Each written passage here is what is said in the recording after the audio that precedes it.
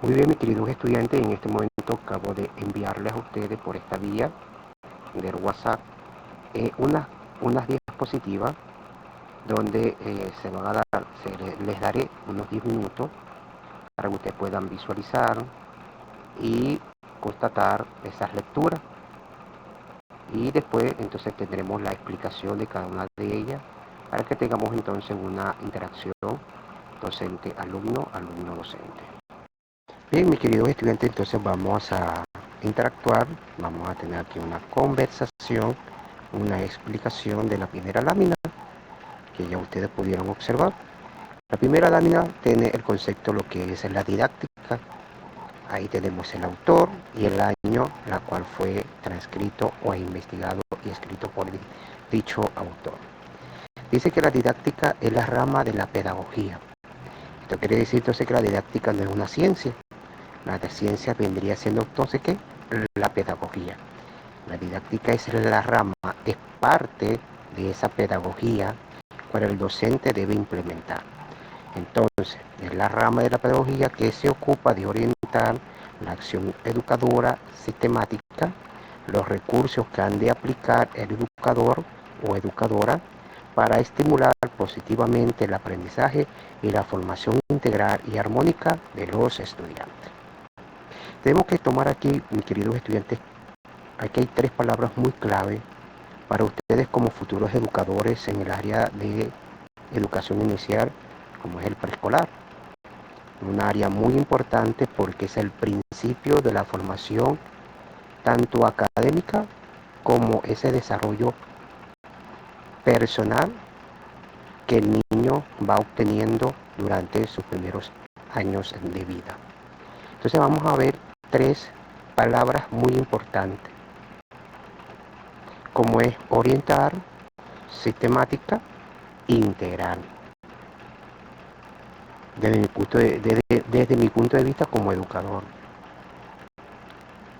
¿Por qué orientar? Porque ustedes el día de mañana, cuando sean educadores, que serán facilitadores, guiadores y principalmente orientadores de ese proceso de enseñanza y aprendizaje de esos niños que serán colocados bajo la confianza de los padres representantes en sus manos, que van a ser el motor, que van a encender a otro motor para que sea un buen ciudadano el día del mañana.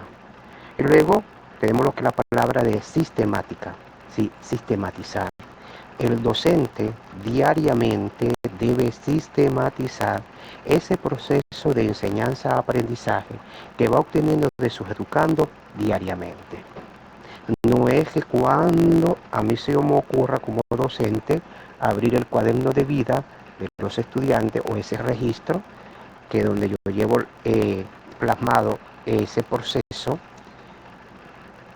y empiezo yo a sistematizar. Porque aunque yo tenga una memoria a largo plazo, hay cosas que se me pueden olvidar porque no solamente trabajamos con un niño, que van a trabajar con una matrícula de 30 niños, una matrícula de 40 niños, todo depende de donde ustedes el día de mañana estén laborando. Entonces es importante que el docente inmediatamente después de cerrar con el proceso de enseñanza-aprendizaje con sus educandos, sistematice alumno por alumno ese proceso que va obteniendo el educando, porque es alumno por alumno. Cada educando es distinto al otro, no que todos son iguales. Y esa es una de las grandes debilidades que hoy se ha presentado en la educación, que cuando observamos boletines, planificaciones, observamos que el docente planifica de manera general y no de manera sistemática, no de manera individualizada. Yo debo de esa planificación general que yo estoy haciendo, porque en sí la planificación que ustedes el día de mañana van a realizar es una planificación de manera integradora, pero yo debo tomar en cuenta las potencialidades, las debilidades y los intereses de cada educando dentro de mi planificación. Y luego tenemos la palabra integral. Es importante tomar en cuenta esta palabra, integral. Dice un autor, Pérez Clarín, que cuando el educador aprenda a evaluar al educando de manera integradora, tendremos mañana educandos felices, buenos ciudadanos en la calle, con principios y valores. ¿Por qué de manera integral? Porque es lamentable también, mis queridos estudiantes, que hay docentes que porque están en educación preescolar solamente se encargan de desarrollar la motricidad y fortalecer el área socioafectiva. No, Pérez Clarín, y eso se trabaja muy bien en el área de psicopedagogía. Pérez Clarín lo dice, hay que evaluar al niño desde las 4 áreas del desarrollo. Y lo explica muy bien también Jean Piaget. Debemos evaluar al niño desde la psicomotricidad, tanto la fina, funciones de base, como la motricidad gruesa. O sea, hay 3 competencias que se evalúan en la motricidad. Luego hay que evaluar la parte cognitiva, lo que es la memoria, la atención. Luego evaluar el área académica, como es la lectura, la escritura y el cálculo, desde preescolar, sí, porque el niño va pasando por, no es por grado, el niño pasa por sala 1, sala 2, sala 3, y cada sala tiene una exigencia muy distinta a otra. Y también se evalúa el área socioafectiva, las emociones, enseñar a nuestros niños cómo controlar la ira, la paciencia, el amor, la tolerancia y todos esos valores que podemos nosotros ir desarrollando en el educando. Entonces, por eso es importante que ustedes como educadores el día de mañana tengan presentes estas 3 cositas que les he orientado: cómo orientar, sistematizar e integrar. Bien, mi querido estudiante, entonces seguimos con la lámina número 2, la cual tiene el término de métodos. Método, según el autor Arias 2006, lo afirma que es una forma organizada y sistemática de poder alcanzar un determinado objetivo. El método se entiende entonces como una serie de pasos que se debe seguir para cumplir un objetivo, o en el caso de nosotros como educadores, una planificación. ¿Por qué es importante el método?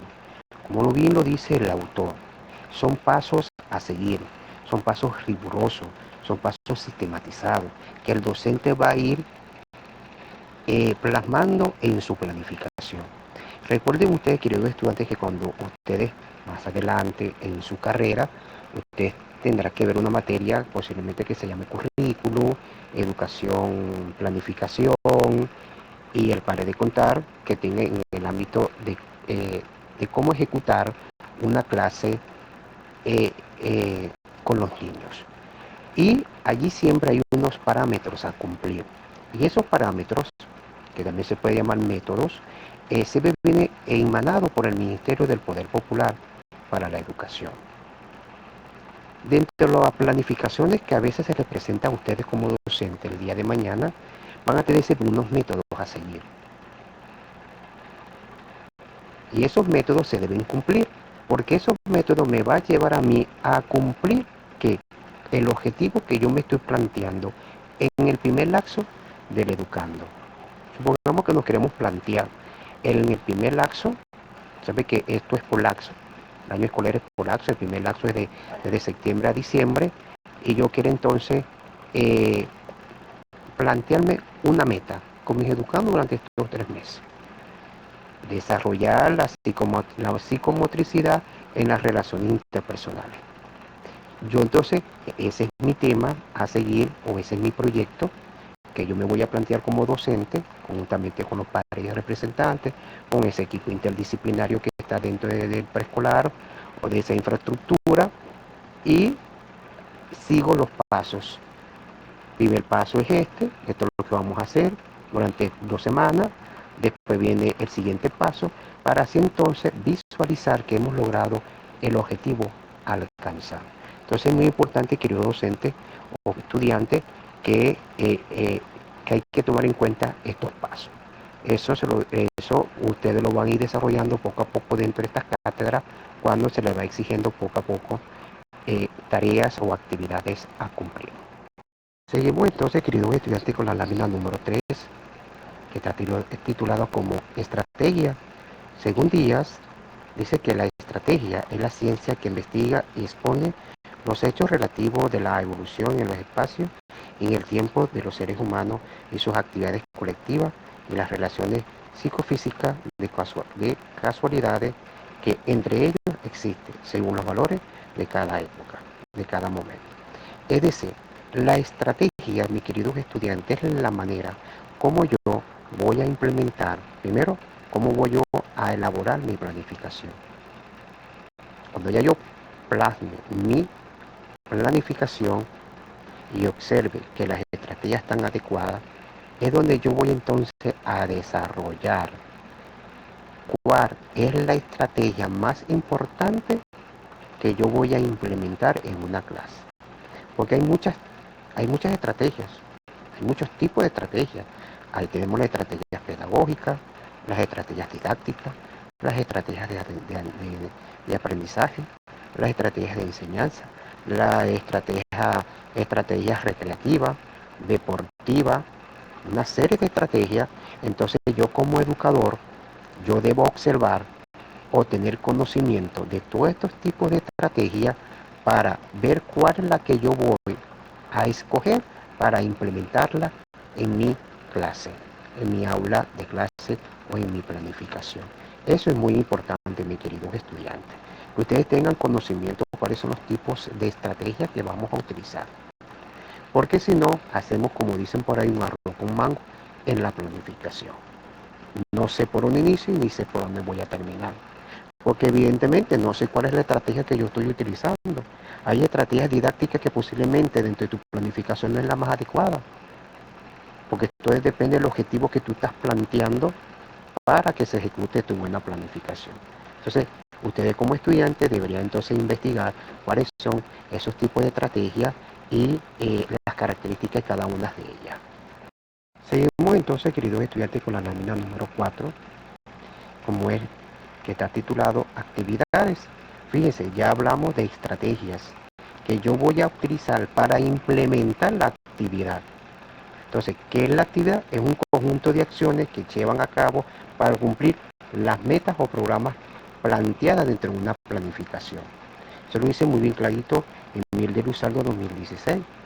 Entonces, hay que estar muy claro, mis queridos estudiantes, qué tipo de estrategia yo voy a utilizar y qué tipo de actividades también voy a utilizar. Porque no debe existir un divorcio entre la planificación y entre las estrategias y las actividades. Ellas están casaditas, porque si yo voy a utilizar estrategias recreativas y de pronto las actividades tienen más de didáctica, inmediatamente yo me voy a confundir cuando yo estoy aplicando la estrategia o cuando yo vaya a sistematizar los procesos. Porque lógicamente, como hay un arroz con mango allí, que no sé qué estrategia utilizar, con qué actividades, evidentemente cuando yo vaya a sistematizar los procesos del educando, posiblemente los educandos no lograron el objetivo. Es porque mi planificación no estuvo muy clara. Y esto, mis queridos estudiantes, escuchen bien, esto es lo que atrae que el estudiante del día de mañana tenga una dificultad para el aprendizaje. ¿Por qué hay tantas dificultades para el aprendizaje en nuestros educandos? ¿Cuál es el principal factor? Es el docente. Porque hay docentes que no planifican muy bien sus actividades. Hay docente lo que hace es copiar. Y entonces el mío lo que hace es transcribir. Y el docente cree que esa es la mejor estrategia. Y así va pasando de grado el educando y tenemos educando en cuarto y quinto grado, señores, sin saber leer y escribir, que es el principal protagonista de esa culpabilidad de que el niño tenga una dificultad, el docente cuando no sabe planificar. Pero si el docente sabe planificar, el docente comprende cuál es el contenido que va a hacer, que va a ejecutar, cuáles son sus estrategias y sus actividades, tendrá unos resultados favorables con sus estudiantes. En la lámina número 5 está titulada Medios y recursos didácticos. Fíjense, cómo una nos va a ir hablando de la otra. Y fíjense que cada una no está divorciada. Cada una está ahí está casadita.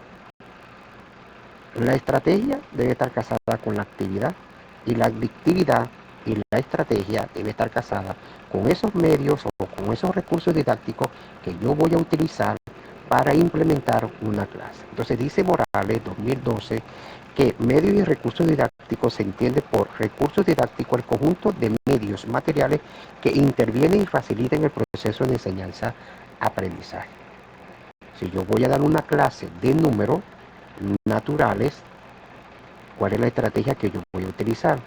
¿Cuál es la actividad? ¿Y cuál es el recurso que yo le voy a mostrar a mis educandos para que puedan ellos visualizar dicha actividad? Recuerde que todos los estudiantes tienen un aprendizaje igual que el otro. Hay estudiantes que su aprendizaje es auditivo. Con el escuchar ellos tienen. Otros que no con el escuchar, sino con la parte visual. Hay estudiantes que son muy su aprendizaje entra por la vista, que al ver al docente cómo hace, cómo organiza una suma y cómo sumó y cómo la dio, ya ellos tienen ese proceso clarito en su memoria. Entonces, hay estudiantes que tienen distintos tipos de aprendizaje para poder aprender dicha actividad implementada por el docente. Entonces, fíjense, esas tres cositas van a ir casadas siempre. La estrategia, la actividad y los recursos didácticos que vamos a utilizar. Continuamos entonces con la lámina número 7, que está titulada Enseñanza. Dice Ferrey en 1997, me gustó mucho este concepto, mis queridos estudiantes, que la palabra enseñar no es transmitir o transferir conocimiento, sino crear las condiciones para una producción o construcción de ese proceso de enseñanza y aprendizaje. Muy importante esto, mis queridos estudiantes. El docente, que aunque es autónomo, porque el docente es autónomo de su planificación, también debe visualizar su aula de clase y implementar un ambiente cómodo, llamativo, acogedor para sus educandos. Empezando por el trato que el docente da. Esa bienvenida, ese abrazar al niño, ese querer al niño tal como vino. ¿Cuántos docentes a veces no desprecian a un niño porque viene del recreo todo sucio? ¿O cuántos docentes no permiten que los abracen? Los hay, como hay otros que sí, abrazan a sus niños, le dan ternura. Y eso es una de las principales creaciones para crear un buen ambiente en ese proceso de enseñanza en el educando. Luego que ya yo tenga todo ese ambiente, miren, todo lo que yo vaya a implementar, el niño le gusta estar allí. ¿Cuántos niños dicen, mami, yo quiero ir a la escuela, mami, que inician las clases, mami?